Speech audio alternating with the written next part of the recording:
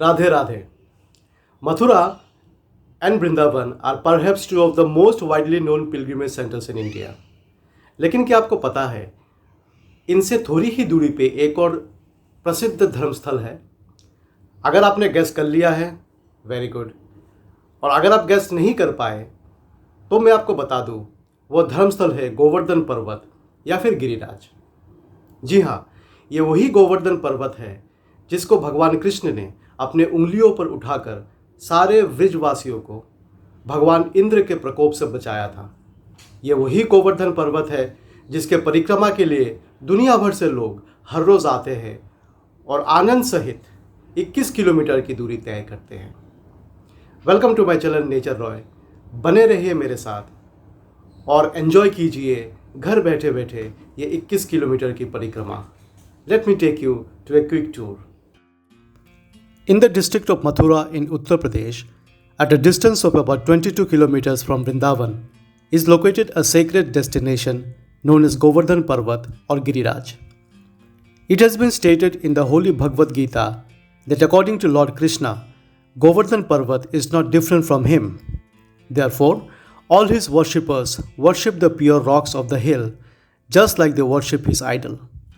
Every day, devotees from around the world come to this place to do the parikrama of the hill. However, a large gathering can be witnessed on the pious occasions of Guru Purnima and Govardhan Puja. This entire parikrama is about 21 kilometers, which takes around 5 to 6 hours to complete. A number of important holy sites are covered during the parikrama. This includes Radha Kund, Sham Kund, Danghati Mandir, Kusum Sarovar, Puchari, and many more.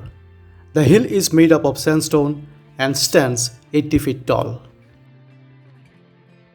And as we continue our journey, let us take a quick halt at Mansi Ganga temple. The most sacred and the largest lake in Govardhan town of Mathura is the Mansi Ganga. It is situated right in the heart of Govardhan. The pure water of Mansi Ganga is considered to be more pious than that of Ganges river. Now let me narrate a short story. Once a demon was sent to kill Krishna, assumed the form of a calf and hid amongst the cattle herds of Krishna. When Krishna realized this, he killed the demon. But because he had killed the demon when he was in the form of a calf, the cowherd boys refused to play with Krishna and asked Krishna to bathe in the Ganges to purify himself.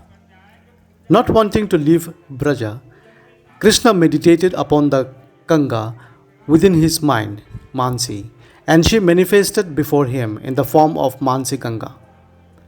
Krishna then took bath in the waters of Mansi Ganga to the delight of his cowherd friends.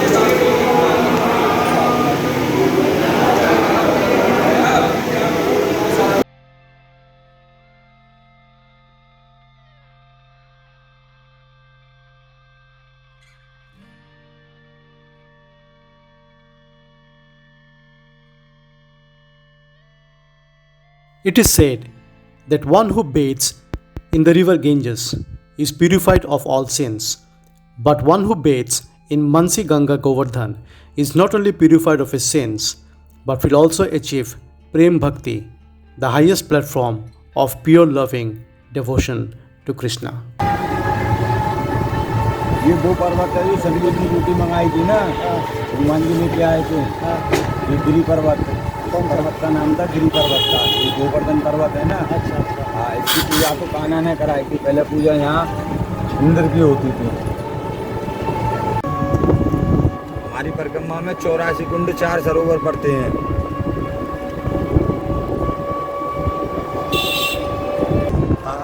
और उससे ज्यादा कृपानंद राधा रानी की बोला ना, ये राधे तूने कौन तपस्या की जो 3 लोक के स्वामी वो तेरे आधीन, तेरे नाम से पहले उनका नाम ही नहीं आएगा।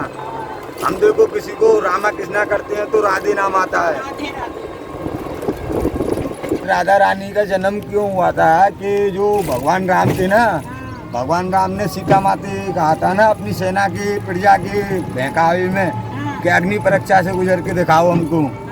तो माते जब धरती में समा रही थी ना, तो ये राम खुद बोले, राम भगवान, ये सीते अगर मैं तुम्हें पाना चाहूँ तो अगले जन्म कैसे पा सकूँगा?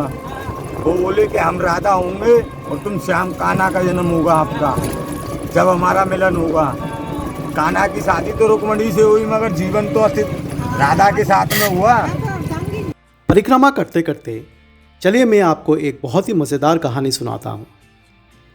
एक बार व्रजवासी जब महाराज नंद के साथ मिलके भगवान इंद्र के पूजा के तैयारी में लगे हुए थे तो कृष्ण जी को यह बात समझ में नहीं आया। कृष्ण जी उनके पास पहुँचे और व्रजवासियों से पूछा कि ये आप पूजा क्यों कर रहे हो। महाराज नंद ने कृष्ण जी को समझाया कि ये पूजा तो हम हर साल करते आए हैं। ये पूजा हम इसलिए करते हैं कि भगवान इंद्र हमसे खुश रहे और वृंदावन में बारिश होती रहे। कृष्ण जी को ये बात बिल्कुल समझ में नहीं आया। कृष्ण जी ने उनको बोला, अरे व्रजवासियों, आप लोग तो किसान हो, आप लोग खेती बाड़ी में ध्यान दो। ये पूजा पाठ तो पुजारियों का काम है, आप लोग इसमें अपना टाइम वेस्ट मत करो। फाइनली सारे व्रजवासियों को ये बात समझ में आ गई। उन्होंने भगवान इंद्र की पूजा नहीं की और गोवर्धन पर्वत की पूजा करने लग गए। ये देख के भगवान इंद्र को बहुत गुस्सा आया।